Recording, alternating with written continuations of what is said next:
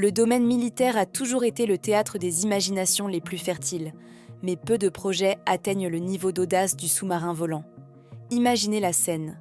Un avion de chasse survole l'océan à basse altitude, puis sans ralentir, amérit et disparaît instantanément sous la surface pour poursuivre sa mission en tant que submersible. Ce concept, qui semble défier toute logique, a fait l'objet d'études très sérieuses en France sous le nom de code Projet Sub-S. L'enjeu stratégique était colossal. Un tel engin aurait été le cauchemar absolu des flottes ennemies. Capable de franchir des milliers de kilomètres par les airs pour contourner les défenses côtières. Il aurait pu s'immerger à l'entrée d'un port pour déposer des mines ou des commandos avant de redécoller en pleine mer là où personne ne l'attendait. Mais pour les ingénieurs de la fin des années 50, le rêve s'est rapidement heurté à un mur physique impitoyable, le paradoxe de la densité.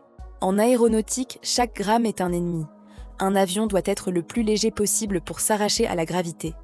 À l'inverse, un sous-marin doit être massif et lourd pour résister à la pression écrasante de l'eau et pouvoir plonger.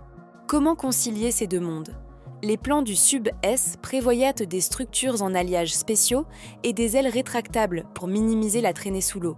Pour la propulsion, il fallait imaginer des moteurs capables de fonctionner à l'essence dans l'air et à l'électricité via des batteries massives une fois immergées.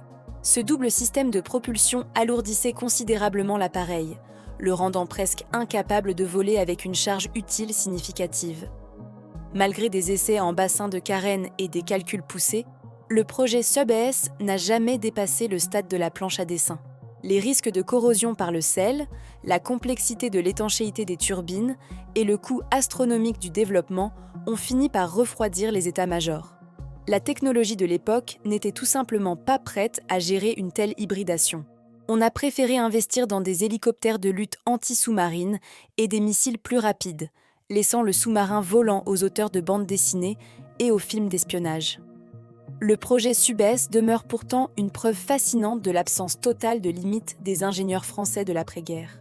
C'était une époque où l'on pensait que la technologie pouvait briser toutes les barrières, même celles qui séparent le ciel des profondeurs de l'océan.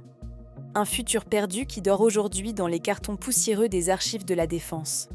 Si vous aimez explorer les archives de nos futurs perdus, abonnez-vous à Finaipal. Un clic pour vous, un soutien immense pour faire vivre la mémoire de ces dossiers secrets. Rejoignez-nous pour le prochain épisode et dites-moi en commentaire, selon vous, un tel engin pourrait-il exister avec les matériaux d'aujourd'hui ?